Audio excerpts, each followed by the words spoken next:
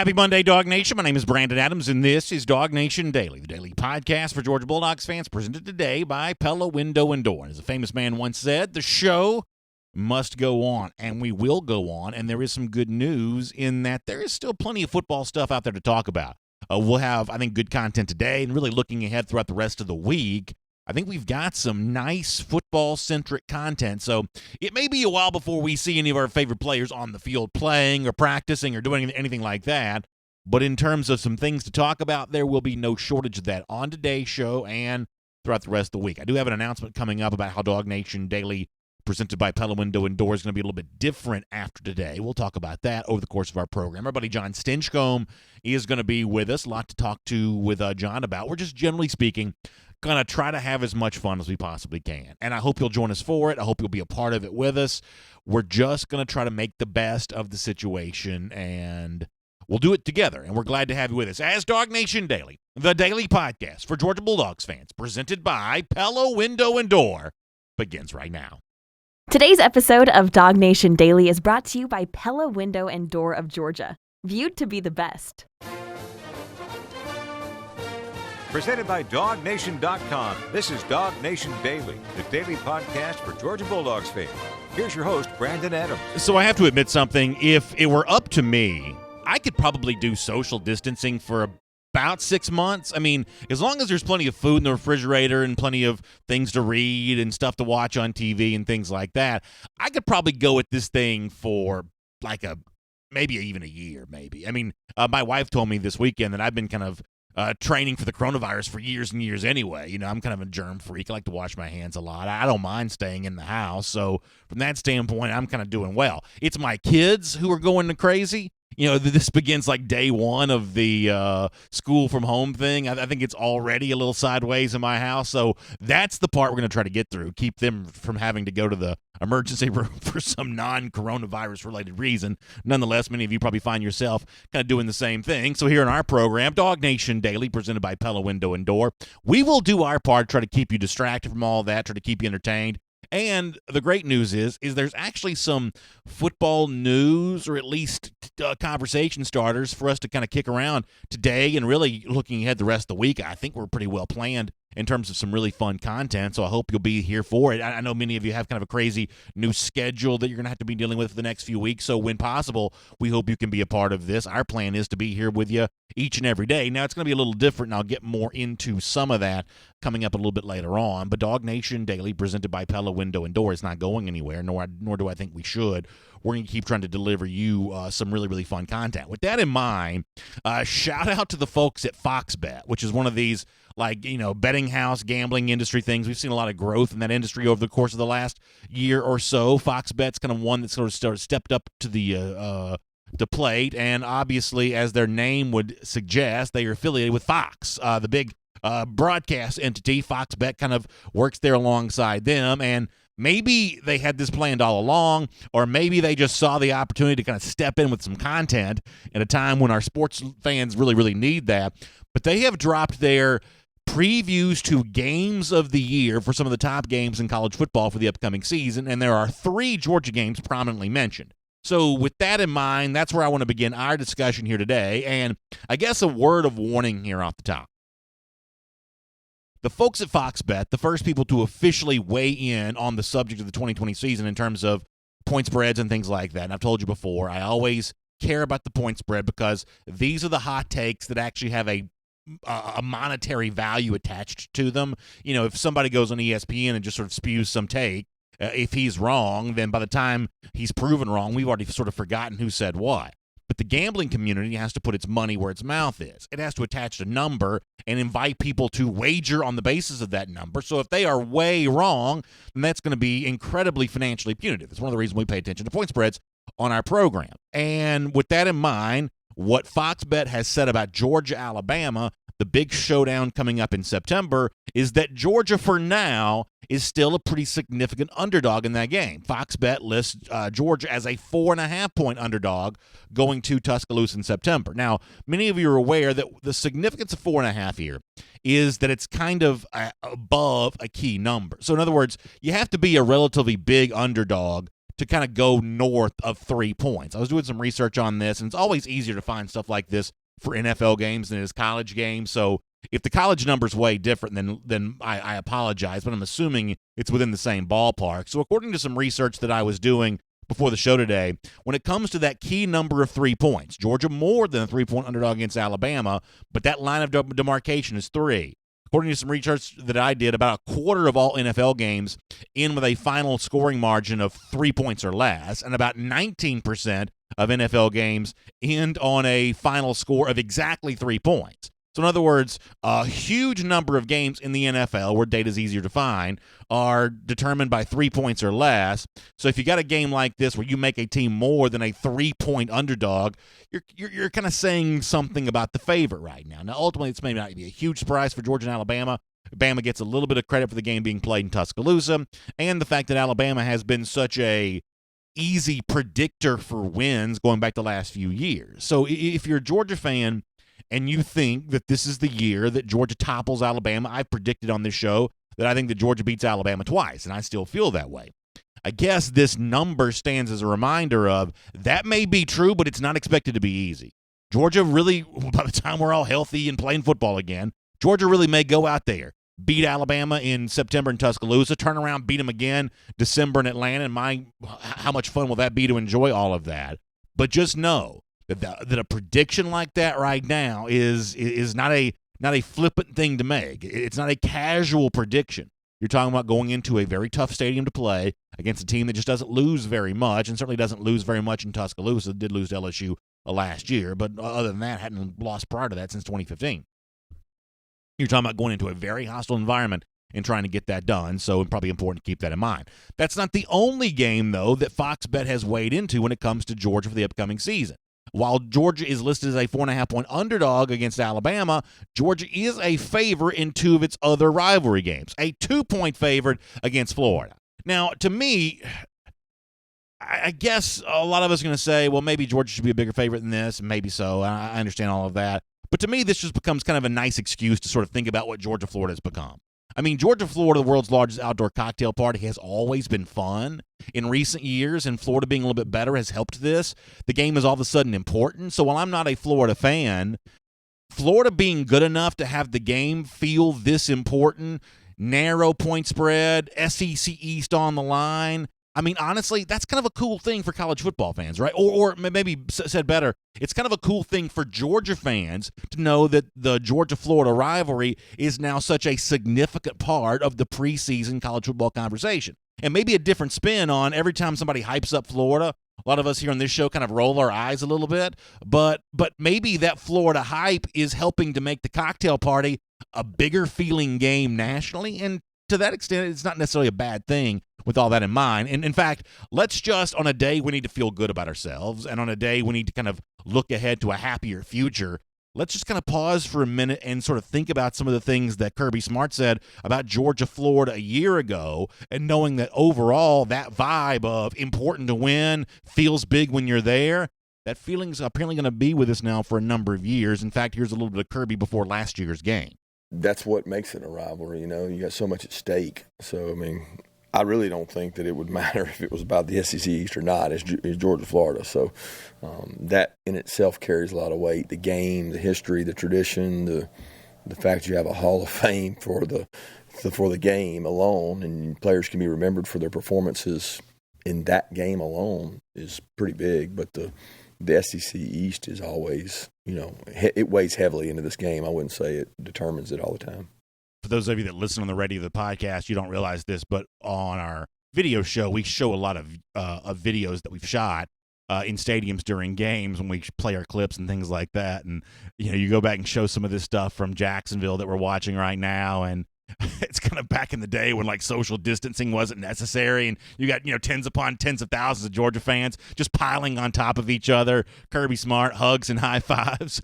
That's like the most egregious sin you can commit right now, is to actually pat somebody on the head or touch their skin in any way.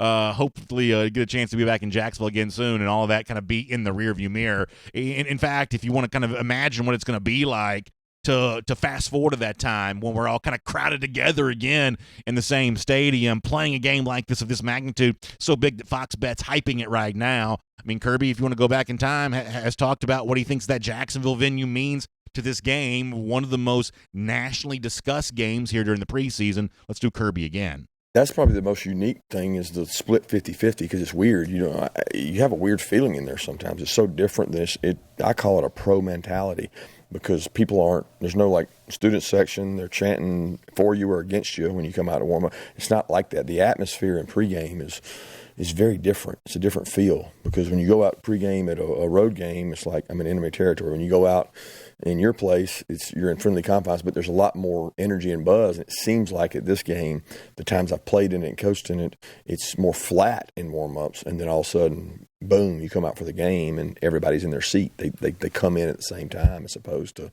being in there early. Boy, I can't wait. Y'all, I can't wait to have whatever it is that we're dealing with right now behind us and doing this kind of stuff again. Hearing Kirby talk about Georgia, Florida, seeing Georgia as a narrow point spread favorite against the Gators right now just makes me long for a happier time that we hopefully get a chance to enjoy this fall. But before we turn the page and talk about something different, one more thing on these Fox Bet preseason projections for upcoming Georgia games. Told you that Georgia's a 4.5-point underdog at Alabama, a 2-point favorite versus Florida in Jacksonville. For the most part, those point spreads may be within what you kind of expected. Here's a warning, though. Be careful about this because for all the hype we see about Georgia, Florida, and all the personal hype we've contributed to about DawgNation Invasion coming up in Tuscaloosa and all the stuff that goes along with that, quietly once again, and it's amazing how true this has been year after year after year, quietly once again, the Fox Bet folks are telling you they still expect Georgia-Auburn to be a very big game. Georgia-Auburn, according to Fox Bet, Georgia is just a 3.5-point favorite in that game. So Georgia hosting Auburn is a more narrow favorite than Alabama is hosting Georgia. What does that mean? Maybe it means nothing. You can, I guess, kind of decide for yourself. But the point is don't let the hype for Georgia-Alabama, don't let the hype for Georgia-Florida, don't let the hype for those two big games take you away from the fact that Georgia has still, according to people who put their money where their mouth is, another very big game to prepare for, another very big game to circle, potentially the kind of game that could upend Georgia's championship hopes. Now, Georgia's obviously beaten Auburn a lot in recent years, so it may make you tempted to kind of disregard the game. Fox Bet saying don't do that. 3.5 points is a game that's expected to be really close. And once again, I'll go back in time with Kirby Smart here for a minute because if you listen to the way that Smart talked about the Georgia-Auburn game a year ago, I think it gave you a window into his feelings about the game because that was the night that Georgia had won the SECs, and that was the night that Georgia had kind of taken care of some business. But Kirby Smart seemingly wanted to let it be known that just beating Auburn alone was a big deal. And he kind of indicated that with what became one of the most popular catchphrases in recent Georgia history. It's a reminder, though, of don't disregard Auburn. That's still an important game for Georgia to play and a big win to celebrate. Here's Kirby also going back to November. I don't think so. I don't even think I said anything about it. I mean, I gave credit to Auburn and told our guys to handle it with you the right way. Told them, how about them dogs? That's what I told them. But excuse my language. But I didn't say anything about the SEC East because that wasn't the goal coming in here. You know what I mean? The goal for us was to continue to get better, grow, play in a tough environment. But it really wasn't about the SEC East. Now, that's a hell of an accomplishment, and I'm proud of our guys, but that's not what it's about. The HBTFD has sort of become so famous. I think is a window into how big of a game that Auburn was for Georgia last year, and frankly, how big Kirby views it to be each and every year. Keep that in mind. That as we hype up Georgia, Florida, and Georgia's a narrow favorite there, and as we hype up Georgia, Alabama, and Dog's a bit of an underdog going into Tuscaloosa, don't forget that Georgia, Auburn, now in a new month, played in October. That's still a very big game for the Dogs. And when you hear Kirby Smart talk about that postgame a year ago, I think it gives you an indication of how big it is for him. And all of this talk about Georgia, Auburn, Georgia, Florida, Georgia, Alabama, boy, just makes me get ready for football to return. And I can't wait for that to happen. My name is Brandon Adams, and this is DawgNation Daily, the daily podcast for Georgia Bulldogs fans, presented today by Pella Window and Door of Georgia. Hope you're staying safe. Hope you're staying healthy. Hope you're helping to social distance whatever the verb form of social distance is. Social distance yourself, maybe. Either way, we're just glad to have you with us live on video, 10 a.m., Facebook, YouTube, Twitter, Radio Noon, Athens Sports Radio 960 The Ref. Still planning on being on the radio in the Classic City, and also as a podcast, wherever you find them, including the world-famous DawgNation.com. Just really glad to have all of you with us. And huge thanks to Pella Window and Door of Georgia making it all possible. It's a great time to support our sponsors, take good care of them. And Pella Window and Door of Georgia making it easy to do that. They can help equip your house with energy-efficient windows and doors. They're family-owned, which means you get the local service from a branch right here in Georgia, but it's also a nationally known company, so you get kind of the best of both worlds there. And how about this great deal right now? You can replace all your windows for as low as just $78 per month, or you can get 40% off qualifying installations through April 23rd. So great deals right now. Pella also offers the best lifetime warranty and top-of-the-line equipment, unparalleled expertise. So a couple different ways for you to get in touch. Give them a call in their Dunwoody showroom, 404-445-2979. That's 404-445-2979, or visit PellaBranch.com. That is PellaBranch.com. All right, we're going to get John Stinchcomb here coming up in just a moment. Let me do a couple of quick announcements before we get there, though. Here's announcement number one. We'll do one serious and one sort of not so serious one. So today is the last day of our program in the studio for a while. We're going to sort of do our part to be socially distant because we can do the show from somewhere else. I am going to do it from home. It's going to be a little bit different, though. I think probably the best way to sort of explain this logistically is that I'm essentially going to do a podcast and a video show that are different shows. The reason why is because when we're in the studio, it's very easy to sort of do the video show the way you've come to expect it and have that become the podcast with everybody's come to expect it, and radio show everything else. You can kind of do multiple things in a studio. From a home setup, it's just a little bit more difficult for me to do that right now. So we'll still have video every single day on Facebook and YouTube, definitely. We'll see what we can do about Twitter. But Facebook and YouTube, definitely for our video product. We'll still have a podcast every single day. And we'll still have a radio show every single day.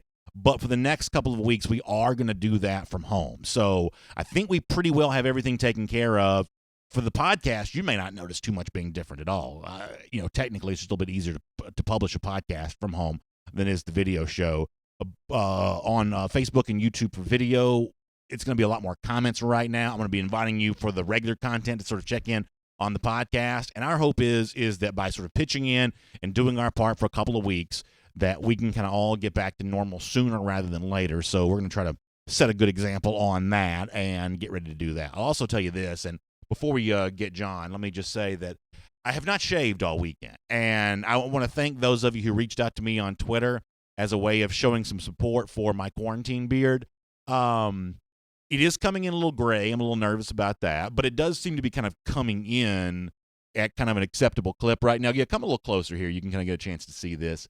So I feel like that we're coming in just a bit gray. I feel like it is at least coming in somewhat evenly, though. My wife is not super happy about this. My kids are definitely not happy about this. But your tweets of encouragement have sort of, I think, kind of pushed the ball over the goal line for me maybe being able to do this. So huge thanks to all of you who've reached out on this. I really appreciate that. And for now, we'll just kind of keep this going and see if we can kind of make this happen. So with that said, let's get ready to roll on with the rest of our program. I got more of the Fox Bet SEC games to come. I gave you all the Georgia ones earlier, but a pretty good long list of the other games. And I think that kind of gives us a little bit of an interesting prediction or so in terms of how people feel about the upcoming season. We'll do that later on. There's also some news out there around college football and college sports. I'm going to try to touch on some of that there as well. So it's a busy show for us. We're glad you're with us. Hopefully we're keeping you entertained during what is admittedly a very weird time. Let's do John Stinchcomb now. DawgNation Daily, presented by Pella Window and Door. Great to have you with us.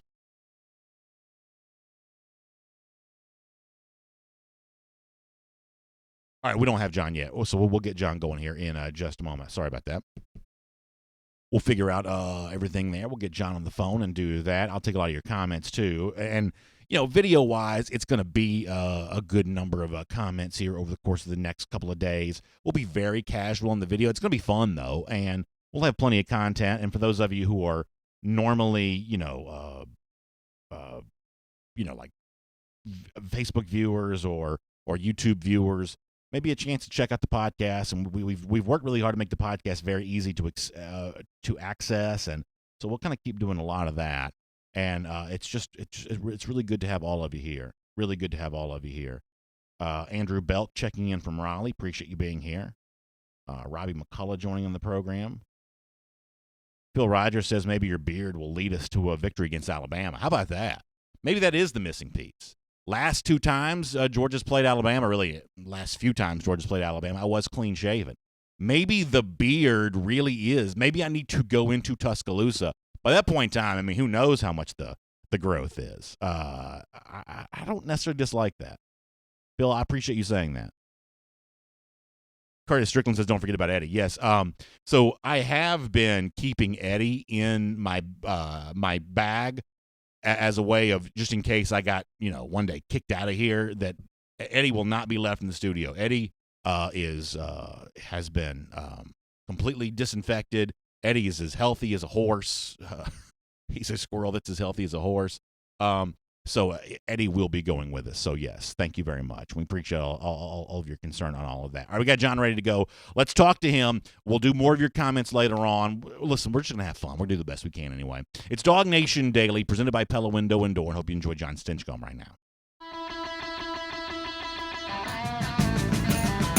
From Athens and across the SEC or wherever the recruiting trail may lead, here's a DawgNation.com insider. No better person to talk to on a day like this than John Stinchcomb, because when we're trying to keep it fun, we're trying to have a good time, it's always nice to have a fun-loving person on the other side of the phone as we get ready to do our MARLOW'S Tavern Insider Update. Of course, it's great to talk to John about all of that. John, I hope you've had a good weekend. I appreciate you spending some time with us and hope you're staying safe and staying healthy and making the best of the situation the best that you can. That's it. That's all we're doing. We're trying to stay positive and take it as it comes. But it's definitely a unique situation we find ourselves, is it not? It is a unique situation, and there's no blueprint for how to handle this. And so I'm going to ask you a couple of questions that you're not going to know the answer to, and we'll just sort of try to figure out together. I mean this half kidding and half serious. Like, the one thing I've already discovered from kind of being indoors or just being at home a lot more than I'm used to over the last couple of days, it's really tempting just to, like, eat the entire time. Like, I'm really worried about, like, putting on some quarantine weight here. And, like, that's a personal thing for me to deal with because, you bought all these groceries, you just got to go eat them all. But from a football standpoint, John, I realize there's no, like, precedent to sort of talk about this, but you have been a player. You're also a guy that, kind of, keeps yourself busy and in shape, now. How would you tell football players to handle all of this? Because, I mean, it seems like, one of the things that makes a program like Georgia so successful is this, like, militaristic routine that Scott Sinclair does a good job of kind of leading, and Kirby Smart does a good job of orchestrating. But for the next little bit, a lot of that's going to really be upended. There's going to be a lot of individual responsibility here on the part of the players, and that's not an easy thing, I think, for any of us to do from time to time. What would be your advice to players to kind of how to navigate what we hope is a short time, but it's going to at least be a couple more weeks?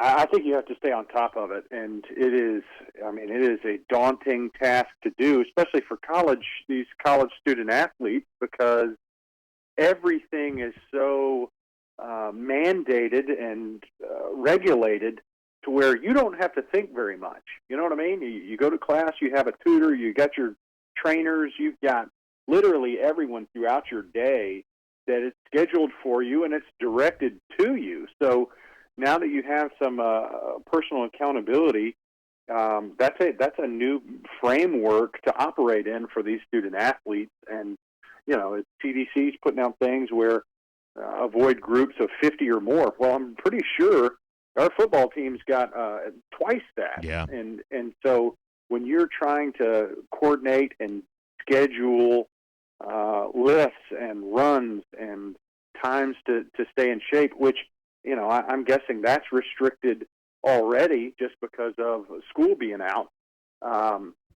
It's a totally uncharted space that we're in. So for these kids, young men, trying to stay on top of things and not let yourself go, because this is kind of an important time of year for you to develop and build. And I realize that training camp's not till August or late July, yeah. But this is the time where you can make the most gains physically and be prepared for when the season does come. Yeah, it's one of those things where we're finally playing again. I really hope the coronavirus is like 1,000 miles in the rearview mirror, but even if that be the case in terms of its current impact on our society, in terms of how football teams come together and how developed they are, both in terms of their on-field schematic stuff, their off-field physical stuff, I get the feeling that we're going to be talking about who handled coronavirus well as a major storyline once the season begins during the fall. One way or another, that almost seems unavoidable because certain programs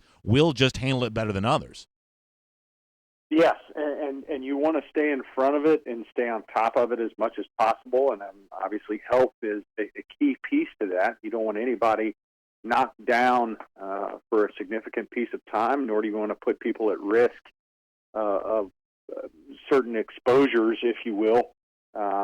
But I worry about the big guys, your offensive and defensive line. A couple weeks away from the system, if you will, you can add a few bad pounds that are tough to get off once you add them. So trying to stay on top of things and get the same nutritional value that has been provided and you've grown accustomed to, while also burning through those calories in a positive way, is going to be paramount. And like you say, there are some systems and teams that are probably going to handle this much better than others, and it's going to be interesting to see how it all plays out. Well, let me ask you this angle. Let me ask you another practical question on this topic, and then we'll talk about some more fun stuff after that. You say that, hey, for a bigger guy, it may be easy to kind of accidentally add some extra weight that becomes difficult to get off, and I certainly understand that. Goodness knows that's been the story of my entire life.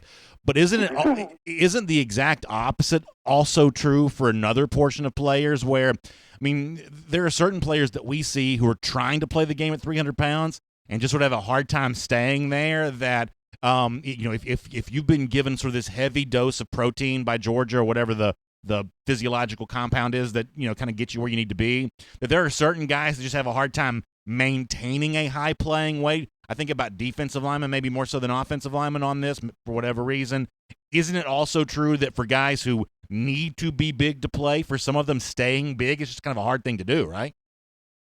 That was the world I lived in. I constantly struggled to keep the weight on. And a big piece of that was being aware of how many calories you're taking in. And when you've got the system, the machine around you, clicking on all cylinders, it's much easier. Now there's they can taper snacks and meals to your profile and what you need, and they monitor pretty closely the caloric intake that each player has. Well, without that support system, you're kind of on your own. So, yes, it's a double-edged sword. For the guys that are trying to pack on 10 good pounds, not just 10 pounds, but 10 good pounds, it's just as vital for them to stay on top of the exercise, the amount of calories they're burning, and more importantly, the number of calories they're putting in. All right, so I got to ask you about this. One of your old college teammates had a great thing happen to him last week, surprised on ESPN that he'll be enshrined to the College Football Hall of Fame. Of course, I'm speaking about David Pollack. What an incredible honor that is for him, well-deserved. However, I've got to take this a step further, too, because I was driving around last week, and I was listening to a local Atlanta radio station. It's called 680 The Fan, and your former college coach, Mark Richt, was on the radio. He was talking about how Pollack was one of those guys when he first came in as a young guy, that he had such a high motor and things like that, he sort of aggravated some of the veterans. And one of the things that Coach Richt said on the radio interview was, for instance, that a offensive lineman named John Stinchcomb and David Pollack would fight all the time during practice. And I thought, well, gosh, I have a chance to talk to John Stinchcomb, so this sounds like a story I need to hear a little bit more about. So you and David Pollack had a little aggression towards each other in the early stages there. I tell you this right now, in a time where there's not a lot of sports on TV, video of that I think would do very well for our video metrics right now. So I guess I'd love to hear your thoughts on Pollack and what the experience was of being a teammate with him. Oh, well, first, this is it's well earned, and I couldn't be happier for him. Talk about a guy who arguably had the biggest impact on college football during the time that he was playing it. So, congrats to David, and the fact that he's inducted into the Hall of Fame is such a huge honor. I'm happy for him and his family. I was glad to see that clip of Lindsey and the kids there with him and his parents, and that's a big deal. My brother was honored and inducted a couple of years ago, and to have another well-deserving dog in the Hall of Fame, I think we can all be proud of. Flashing back a couple decades, it was spirited at times between the two of us. He was a guy that was switching positions. I think he originally started off as a fullback, and there was a little bit of a learning curve to what it was like to be an SEC defensive lineman. Obviously, he picked up on that pretty quick, but there were some growing pains along the way, and for two guys that are pretty passionate about the sport, it would get heated at times, but that's water under the bridge. And oddly enough, I've had a number of people call me to let me know that Coach Rick kind of called me out by name from that interview. But I'm really happy for him, and it's a well-deserved honor. Well, I say this all the time. When it comes to a football team, I'd rather calm down some fighters than try to put some fight into a guy that doesn't necessarily have that. And that's an example. You go on to a great career. David goes on to a great career, and sort of finding a way to sort of dial down that fight inside of you is a lot better than the alternative of trying to find the fight, trying to find the passion, trying to find the energy. If it's not quite burning inside of you, you'd always take the former over the latter, correct? No doubt about it. He'd rather lead with the bit than with the whip, and I think that was very appropriate for the two of us. It definitely got spirited at times, and I think it was just out of passion. So that's a good thing. Well, I've got more questions coming up for John Stinchcomb. I'll also remind you this is our MARLOW'S Tavern Insider Update, and thinking about getting back together again and thinking about all the fun things to come. Hopefully, as we head towards the spring and summer, it makes me think about being on a MARLOW'S patio and enjoying that house-made magic. I wish I was there right now and can't wait to be there again. Can't wait to sit on a patio with all of you there at MARLOW'S again. We're going to support our restaurant community, and for me, that means supporting my friends at MARLOW'S Tavern because, listen, they take great care in everything that they bring out and everything that they serve, whether it be, the stuff that goes on the burgers. I love them, or the the wings or the shrimp and grits, all the things like that. No microwaves, nothing frozen. This is all the food that you love, prepared in a very special way. Painstaking care going into making sure that everything that you taste is exactly the way that it should be. Same thing for the cocktails and things like that. We're huge fans of MARLOW'S Tavern here. We love the care that they take. If you're picking up something for takeout, something like that, we know that MARLOW'S Tavern takes just as much care with that. They are just good friends of ours here at DawgNation Daily. We love them, and we're proud to support them, and proud to be spending a lot of time on some MARLOW'S patios here coming up really soon. It's our MARLOW'S Tavern Insider Update with John Stinchcomb here on DawgNation Daily. And John, before you joined us, one of the things that I talked about was FoxBet, one of those gambling houses, kind of some early projections for some point spreads, which is essentially a projected winner for some upcoming games. And one of the things that I noticed is that Georgia, 4.5-point underdog at Alabama, according to FoxBet, still many months ahead of the game being played. And to the extent that means anything, John, it is a reminder, is it not, that the challenge of toppling Alabama is still a significant one. I have predicted Georgia to do it, but that's not an insignificant claim, right? I mean, winning in Tuscaloosa, Alabama's still the odds-on favorite in the SEC right now. If you're calling Georgia to be the winner of that game or to beat Alabama twice and win the SEC, something along those lines, it's important to know just how big a claim you're making as of right now. And from that standpoint, the FoxBet number kind of reminds us of that, does it not? Yeah, yes, and we're total homers. I mean, we know Georgia well and think very highly of the program, and I think there's a national respect for Georgia, but I also think that Alabama, at this time of the year, given their overall track record, has earned preseason praise. Now, preseason praise isn't worth a pile of salt. I mean, we can all agree that the prognosticators this time of year are oftentimes wrong as to the top teams, but it's based on track record, and Alabama has a really good one. And they've earned this chatter this time of year based on their pedigree, and it's a very good one. So once we get closer and you have a better understanding of what the teams are, that will matter more. But this time of year, that makes sense. I take no offense to it. I think it's a good motivator for those guys that are trying to look for every edge. When we're talking about off-season push and the grind that some of them are probably going to have some personal accountability to. Well, any kind of factor that you can use as a motivator, I think that's a positive thing. So yeah. For this Georgia team, you look at it and say, our bar is set on a national scale now. Let's use this as we're seen as underdogs. There's still a lot left to prove, and there is. So we've got to be hungry and get after it. I think that's well said, and I'll finish with this, John.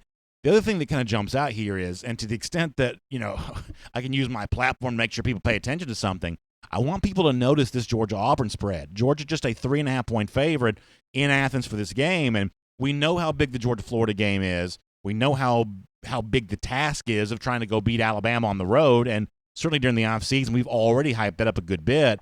But I think it's important to see these folks kind of reminding you that, hey, Georgia-Auburn's still a big game. And yes, Georgia's won a lot of the games in this series the last few years, but don't assume that an Auburn minus a Derek Brown, an Auburn minus, Marlon Davis, and some of the pieces lost off the defense, don't assume that's necessarily an easy win. Now, do I think Auburn's going to be as good this season as it was a year ago? Based on my understanding on paper right now, I guess I probably could assume they take a bit of a step back.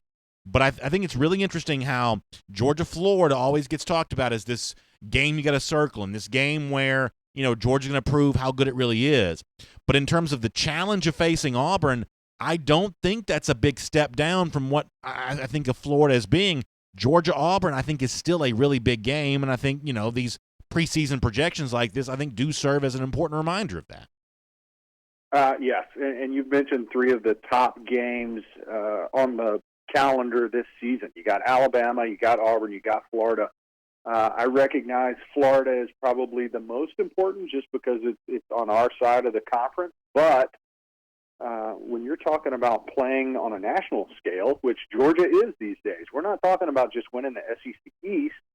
We're talking about playing in the college football playoffs and getting that kind of opportunity. Well, each game matters, and as much has been made, 2 losses, no matter which teams they come to, has pretty much been an eliminating factor for every team that is trying to shoot for that college football playoff. So, opponent-wise, Auburn's kind of an unknown just because the losses they've had on their defensive side of the ball, but you also think their quarterback's probably going to be a little bit better because Bo Nix is heading into his sophomore season. So, still a team that's very capable. Alabama and Florida are likewise. I mean, Florida is sitting in a seat that we might have some familiarity with looking at some your Eastern Division rival, and we've had their number these past few years, so they're going to be hungry. And I still think we're winning that recruiting battle, and we've got probably more horses in the stable, but being the underdog and being hungry is kind of an equalizer, and that's something that Georgia's going to need to be aware of. It's something that teams like Clemson and Alabama have dealt with for the better part of this decade. Of every team views that week's game against them as their biggest game, and Georgia is entering into that space where each one of their opponents is going to give their best, and it's a sign of respect, but you got to be able to answer that bell as well. John, we're doing our best trying to keep things as normal as possible, and I tell you, it's just great to talk some football with you. I appreciate your insight on the games. I appreciate you helping us look forward to kind of a happier mood in our society that we're kind of dealing with here a little bit. I know there's some serious things going on in life, but it's nice to be able to kind of pause and act not quite so serious about the topic of college football. So you've certainly done a great service for us by being with us here today. I hope you continue to stay safe. Hope the same thing is true for your family there as well. And for everybody who's got the business concerns and things like that, we're obviously very, very attuned to that right now too. We just prayers out really for everybody, and John, I know you feel the same way. So thanks for being here on our MARLOW'S Tavern Insider Update. Can't wait to share a burger or some wings or whatever else at a MARLOW'S with you again very soon. Amen, brother. And for the rest of the Dog Nation, really the entire nation, our world, let's continue to just take smart steps and know that we'll return to normalcy at some point. We can just do what lies in front of us and do it to the best of our ability right now. And sooner or later, we can really get back to focusing on the important things like who the starting quarterback is and who's going to be blocking in front of them. But until that time, we just mind our P's and Q's and wash our hands and pray for your neighbor. So you're a good man, John. It's Thanks. coming. We'll get back to you're it. a good man, John. Thanks for being with us. Always fun, BA. Have a great day. Let's take a look around the rest of the league. This is SEC Through. Yeah, listen, I love John, and I love the fact that he knows how to play ball on a day like this. Hey, let's just do what we can do, and we'll deal with some serious stuff. And as he said, praying for neighbors and people who may be going through a rougher time than you are. Working hard to get our business community, feeling supported again. We've all got some really big jobs coming up in the days ahead, and we're going to take that seriously here on DawgNation Daily, presented by Pella Window and Door, and we're going to come out swinging to really support folks. And I hope that all of you are kind of ready to do the same thing. Well, with that in mind, let's just go and do our SEC through here, and I want to spend a little more time previewing some of these early point spreads. And once again, if you're not a gambler, take these as projected winners in these games. Take these as an early temperature gauge of public opinion around these games. And from that standpoint, I think there's some really interesting stuff. So I'm going to kind of rattle through these in no certain order, and we'll just kind of have an interesting look at some of this. How about LSU hosting Alabama a year after pulling off a gigantic win in Tuscaloosa? Game swings back to Baton Rouge this year. And LSU is a 1-point favorite over Alabama, according to Fox Bet. Now, a couple things to keep in mind here.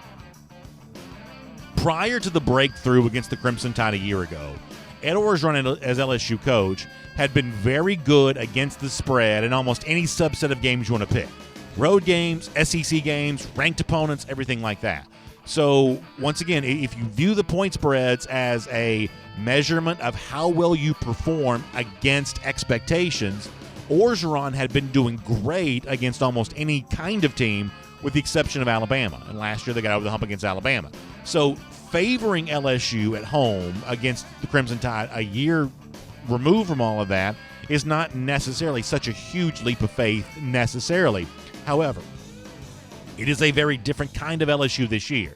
Like, the one thing I've been a big believer in is that the star from last year's LSU team for me was Joe Brady. No disrespect to Joe Burrow, who I thought was a good quarterback in 2018, but not necessarily what he became in 2019, which was, to my eyes, about the most dominant quarterback I'd ever seen in person, really, in my entire time of watching college football.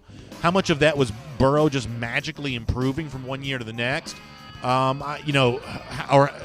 how much of that was Joe Brady and his impact as the passing game coordinator for LSU a year ago?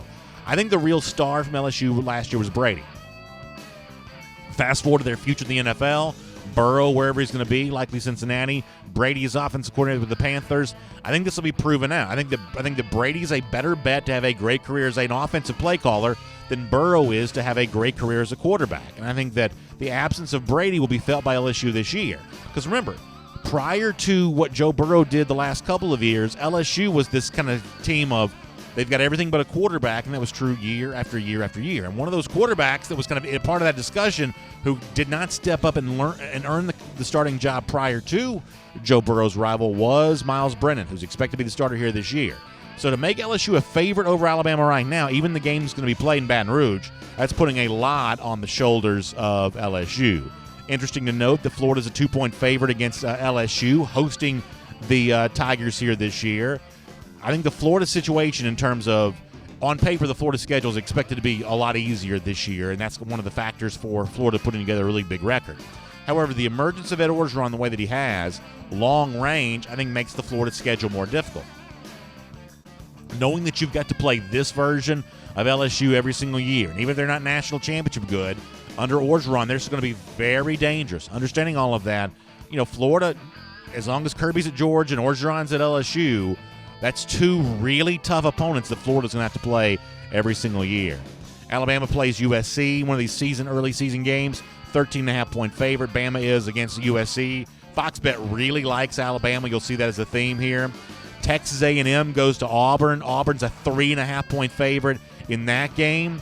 This is an example of, we kind of think of A&M sort of stepping into the fold here as one of the newcomers on the scene in the SEC West. If A&M is going to rise, the SEC West, like a lot of college football, but maybe even more so in a place like the SEC West, is a zero-sum game. What that means is one team getting better takes something from someone else. There aren't enough resources to go around. So one team's improvement is a negative thing for the other team. This is a team like Texas A&M saying we want to step in here and take something from Auburn. They're going to have to go on the road and do that as an underdog. A&M also an underdog at Alabama, 9.5 points. LSU Auburn right now is a pick'em game. Isn't that interesting? These two teams coming back to Jordan-Hare Stadium. The story in this one has been for a while, road teams have kind of won. Remember, Auburn hasn't won at LSU since 1999. LSU has had, some, similar success, or I should say Auburn's had some similar success there at Jordan-Hare Stadium too, a little bit the last couple of years, but a pick'em game right now there. LSU is a 1-point underdog at Texas A&M. So you see Texas A&M as a big factor in a lot of what's going to go down in the SEC West. Let me give you a couple more games here for a moment. We'll kind of wrap this up, our SEC through here on DawgNation Daily, presented by Pella Window and Door. Remember the big shootout between Texas and LSU last year, the one that was played in Austin? Those two teams get back together again this year, once again in Baton Rouge, and LSU is a 6.5-point favorite in this game. Of all the point spreads we've kind of kicked around thus far, I probably feel a little stronger about this one than I do almost anything. I would say I feel pretty good about Alabama at LSU. I would say that I feel, maybe pretty good about a couple of other of these games. But I think that Texas going to LSU as a 6.5-point underdog may be worth a look, because we may be looking in a situation where, after kind of being a down team a year ago, the whole notion of Texas as a national contender, maybe that kind of swings back around, becomes a little bit more of a storyline here this year. I would say they're probably my team to beat in the Big 12 right now over Oklahoma, which just lost Trey Sermon to the transfer portal and going to be turning to a young, inexperienced quarterback, a little bit of a different quarterback scenario for Oklahoma this year. I think that opens the door for Texas in the Big 12, and I think as a 6.5-point underdog, even though it's Death Valley and LSU, I think that Texas may be worth taking a bit of a look at there. If that doesn't come to pass, if Texas disappoints again, then it's time to stop talking about Tom Herman as any kind of significant coach, as any kind of game-changing coach. Herman's just simply not that guy.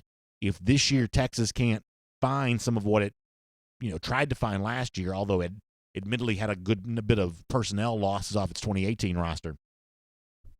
If Texas can't regain some of that, then it's time to stop talking about Tom Herman at all.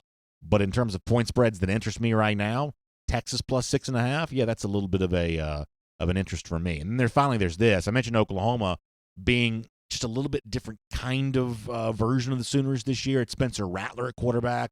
It's not the high-profile transfer anymore for the first time in kind of a while. Tennessee goes to Oklahoma, and Tennessee is a 7-point underdog this season. That's a fun game. It's the only Fox Bet game that the Vols are listed for at all. So in terms of games of the year, big-time projected teams, Tennessee is not quite in that category yet, at least according to Fox Bet. But, man, for Jeremy Pruitt, who – and I got into an interesting Twitter conversation over the weekend because I was kind of doing some of my typical, Florida mocking on Twitter, and somebody asked me a question about the Florida-Tennessee situation, and I told somebody on Twitter this week that I do have some legit respect for Pruitt. I mean, Pruitt is a thorn in Georgia's side a bit. The Cade May story is an example of that. He's a little bit of a pain to deal with. It hasn't been too detrimental to Georgia's success yet. But Pruitt is an aggressive coach. He's trying to be a recruiter. He's trying to do some things like that. He's just kind of trying to be a force. And on the field, after the Vols played Georgia, they actually went on kind of a nice run of success. Closer than the experts would have thought against Alabama, winning some games head-to-head. But still, there's that sense of, well, how real is Tennessee? What have the Vols built? Boy, you can talk about a winnable game on the road. I think Oklahoma for Tennessee is a winnable game. 7 points is not an insurmountable point spread. That's going to be one of the games worth watching of SEC teams playing non-conference power opponents. Tennessee could beat Oklahoma, and if it does, that would be a little bit of an announcement by Jeremy Pruitt that he's on the scene and meant to be taken seriously. That Tennessee-Oklahoma game will be a fun one to pay attention to as we head towards the season. All right, so a couple of things to mention news-wise on the way out the door. I mentioned Trey Sermon, the former running back at Oklahoma, puts his name in the transfer portal. A lot of rumors out there that he's going to go to Ohio State. That'd be a huge answer. If that does go to pass, it's not news yet, it's just a rumor. But if that were to happen, that's a huge answer for Ohio State, who really needs an upgrade to its running game. Remember, the only running back they have on their roster now that you've heard of before is Master Teague, and he's likely hurt. There's also some rumors today that Evan Pryor may be getting ready to make an announcement. I've seen some of that online, and obviously Ohio State's been a factor there, so that may be worth watching a bit too. Mario Williams, the receiver from Plant City, Florida, has put out his list of finalists. You can read about this at DawgNation.com. Georgia was included in that. So it's a weird time, but there's still some news out there, so stay tuned to DawgNation to cover all of that. Also, I'll tell you this, Gatorade Updater, kind of a cool number, 1,234 days, 1, 2, 3, 4. We'll see you tomorrow on DawgNation Daily, presented by Pella Window and Door. And on video, time now for our R.S. Andrews cool down. And boy, this is a time to really be thinking about you're at home a lot more, so you're noticing things around your house. Your plumbing working the way that it's supposed to. Boy, that's the last thing you want to have go wrong at a time like this. It's going to be 80 degrees at the end of the week. A lot of you will be using that air conditioner then. Is it working? Well, I hope so. If it's not, go ahead and make plans to have R.S. Andrews come out and do the tune-up. They get your air conditioning unit back to factory fresh specs. They'll take good care of you online, rsandrews.com. Our buddy Dari and the whole team over there, air conditioning, heating, plumbing, electric. I was actually thinking about Dari, too, because Dari had a pretty significant surgical procedure a couple of months ago. So he's kind of already been kind of, forced to quarantine himself. So he's already been well-trained for a lot of the stay-at-home stuff that's kind of in vogue right now. Dari's already kind of been doing some of that kind of stuff, so we'll look forward to getting Dari back on the show again here really soon, probably as well. Matt Rukavina says, any chance I can a happy 37th birthday? Yeah, I hate that this is kind of the mood around our society on your birthday, but happy 37 to you, Matt, for sure. Robert Lee Cleary joining in to say that as well. Yeah, so happy birthday, Matt. Hope it is a very happy birthday for you. I do for sure. Let's do a few more Facebook comments. Kyle Norton says, is this Brandon Adams or Grizzly Adams? Grizzly Adams, that was the show that Uncle Jesse from the Dukes of Hazzard was on. Am I right about that? I remember Grizzly Adams. Now that was a rerun thing for me, but I saw that. John Benton said, how about we turn 1234 into 12,345? John, that is an idea that I can get behind. That is an idea that I can get behind. Jamie Kennedy wants the BA beard for a Bama beatdown. I like that. The BA beard for the Bama beatdown. I like that. I wonder if we can get away with that.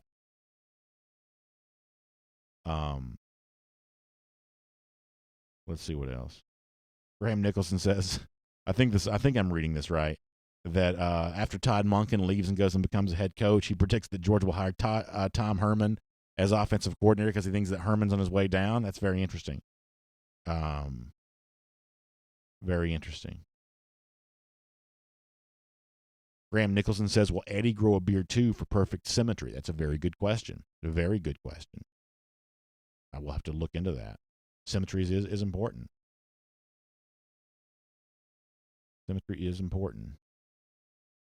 Some of you are asking about the Kirby Smart thing and the, I guess, reports of a quarantine on him. The honest truth is I really don't know much about that.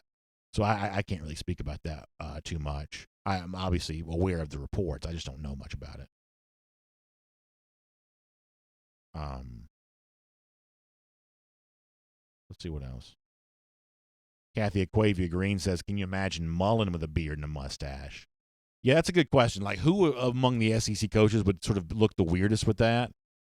Mullen would be among the weirder ones, right? I kind of see that. Randy Hall asks a good question. He says, your prediction on South Carolina this season will definitely affect Coach Muschamp and Coach Bobo.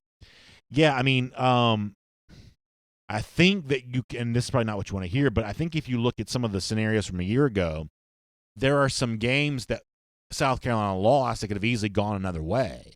And typically there's a little bit of a reversal on those year over year.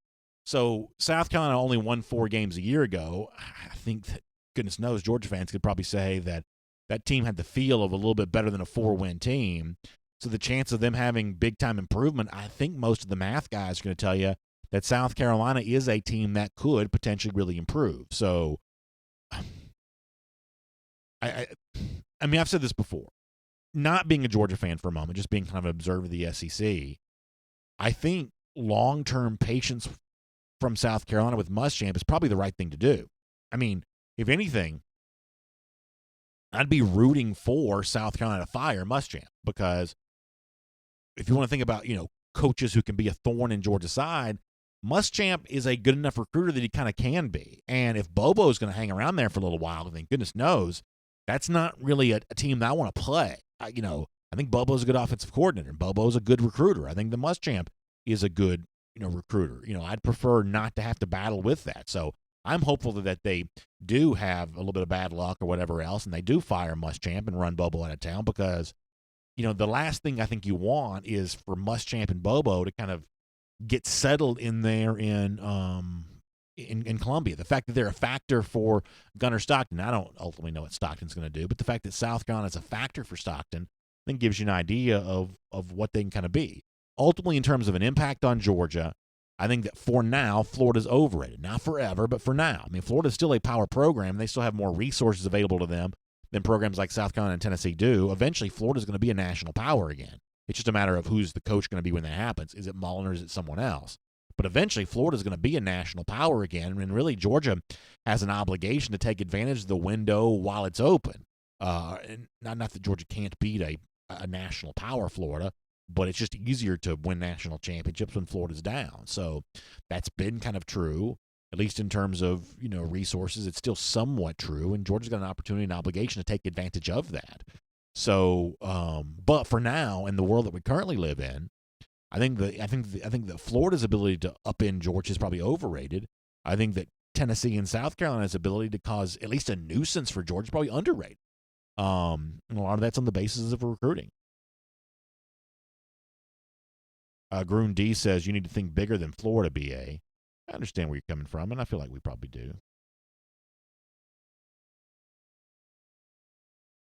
Dallas Short says, do you see Muschamp's son ever seeing playing time as a second, or is he just a scout team bound guy?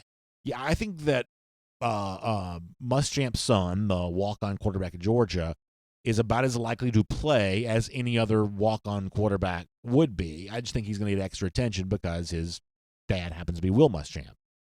Some walk-on guys kind of eventually become third-string type guys. Some of them kind of don't. I think that, Muschamp's decision to come to Georgia probably has a lot of considerations behind it, but I don't think that he's more likely to play at Georgia because of a last name we're all familiar with. Stuart Nick says South Carolina may improve. I just see us pulling away from everyone, coaches, players, facilities. Florida's the closest to us, and they're still 3 to 5 years behind us, in my opinion. That may be true. And ultimately, I think that you're probably right about the advantage that Georgia has. It may not quite matter who is trying to build up around them. A Bulldog Freakazoid says, Gus Malzahn would look like the Muppets all grown up. Something tells me that if there was an SEC coach that couldn't grow a beard, I would say that Malzahn might be in that category. You almost wonder if he could. I feel like Kirby probably could. I could see Kirby kind of becoming like one of these sort of like outdoorsmen, like the golfer, like Beef Johnston or something like that. I could see him doing something like that. Stuart Nix also on the subject of Ohio State 2021 recruiting. Yeah, they really are. They're off to a very strong start in recruiting. Very strong start. Lou Dog with kind of a funny comment. Christy says, who's the Oklahoma? It's Trey Sermon. Christy, that's the former Georgia high school product who actually played against Georgia in the Rose Bowl a couple years ago. Now in the transfer portal and expected, I guess, to go to Ohio State on the basis of what I saw on Twitter this weekend. All right, a couple more and we're getting ready to go for today. Jamie Scott on the subject of Georgia season tickets and ticket renewals. That's a really good question, Jamie. We'll try to find some answers to some of the stuff like that. Shelton Tucker says that I'm skipping him, but he knows the truth. Shelton, I don't know that I know what the truth is. I'm not sure that I do know. But I hope you're all staying safe, and I hope you are washing your hands. The good news is I like washing my hands. I've always been kind of a hand washer. Randy Hall says, who do you think the most improved SEC team will be? And he asks, will it be Texas A&M? And yeah, Randy, I do think it's Texas A&M. I do. Mike Mizell's birthday, too. How about that? Happy birthday, Mike. John Benton says he started The Stranger. Is that the HBO series? I think I thought about starting that. The problem is, like, I have young kids, and so, like if I was, like, in a house with nothing but adults, and like I could just sit around and watch all the TV I want to be the happiest person in the world. When it comes to stuff like that, you gotta wait till the kids go to bed. So you end up not being able to watch as much of that kind of stuff as you wish you could. But that's kind of on my list of a series I'm thinking about starting. By the time I get the kids asleep, it's almost like I'm so tired I fall asleep, which I know makes me sound 85 years old, and I apologize for that. But yeah, The Stranger I kind of want to watch. Hope it's good. I watched, it kind of reminds me of, I'm a little anxious about starting The Stranger because it sounds a little bit, I know there's like a supernatural element to The Stranger, but I watched that HBO series the night of, and it was like really good until it came time to solve the mystery. And the solving of the mystery just sort of fell flat. The honest truth is, some of the True Detective stuff is kind of the same way, where it's like by the time you get to the actual mystery being solved, it kind of like, I don't know, disappoints, I guess. So some of those HBO mystery shows make me a little nervous because I feel like they don't pay off as well as I wish they would. I mean, like I said, that night of, like the first bunch of episodes, I mean, this is great storytelling, great stuff. True Detective, same way. By the time the mystery gets solved, it's kind of like, I was sort of hoping for something better than that. Maybe I'm wrong. All right, one or two more, we got to go. Kathy Aquavia agreeing with kind of an interesting comparison between South Carolina and Texas A&M. And Georgia. That's pretty interesting, Kathy. Scott Harris says the shutdown really hurts our incoming freshmen that enrolled early. Yeah, Scott, I think you're right about that. The advantage they typically would be expected to gain, that will kind of be upended. I guess there's also, well, I'll leave that alone.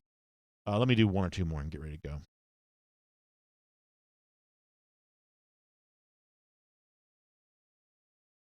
Christy mentioning Hunters. That's on. See, here's the problem. Like years ago, I used to be big into TV. And like when there were a small number of series, I was pretty much watching them all. I mean, I would have almost passed as like a TV like expert critic type person at one time. Like I saw all the series. Now there's so many different platforms that I can't keep up with it all. Hunters is the one that's on Amazon Prime. Is that right? That's the one that Al Pacino is involved with, and it's the Nazi type show where they're hunting Nazis. I think is that Amazon Prime. Christy, am I right about that? Yeah, Amazon Prime. Yeah, I've heard good things about that. Yeah, Al Pacino in that. Jalen Jackson says, do you think that DJ Daniel becomes a regular starter over Tyson Campbell? I think that Tyson Campbell, when he was healthy this year, proved to be really good. The problem is he just wasn't healthy as much as you want. I think by the end of the year, I know DJ Daniel got picked on a little bit, some at the end of the season. But I think that Daniel actually, when he got a chance to play more, did well. So my guess is that Campbell's probably still the starter, if I had to guess. But I think that Daniel's going to be a guy you feel good about having on the field. for sure. All right. Anything else? Lou Dog asked this question. We'll make this our last one. With our stout defense returning and the obvious changes in our offense, along with Cochran, what are the chances that we beat Alabama, especially if they field last year's defense? Well, Lou, I think you're touching on the important issue there of if you want to come up with the best argument right now for Georgia beating Alabama, it's as you said. What we saw from Bama last year not being a dominant defense, what we saw from Alabama last year not being a dominant running game, those physical traits that used to really be the hallmark of what Alabama was famous for, that they're not able to regain that. Even with the return of Najee Harris and the healthy return of Dylan Moses, they're just not able to get that back. If you're hoping for good news, that's kind of where that good news sort of comes from, or hoping for a good reason to expect that to happen. That's kind of where that would would kind of come from. So that's it.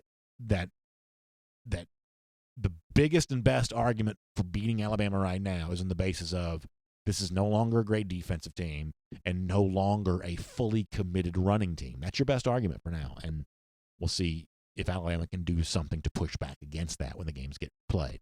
Huge thanks to R.S. Andrews for making the R.S. Andrews Cool Down possible. Tomorrow, on video from my house, we'll do Facebook, we'll do YouTube. It's going to be a very different kind of setup. Fancy graphics, probably won't have those, but we'll have you and me together, and really, if we got each other, that's enough. All right, thanks for being here. R.S. Andrews Cool Down. Huge thanks to R.S. Andrews. Air conditioning, heating, plumbing, electric. I'm telling you right now, it's going to be hot this week. So get ready to turn that air conditioning on. You better be hoping it's working. And if it's not, well, we can get you back to factory fresh specs. Just find them online at rsandrews.com. Have a great day. Thanks for being here on DawgNation Daily, presented by Pella Window and Door of Georgia. We'll look forward to speaking to you in some form tomorrow.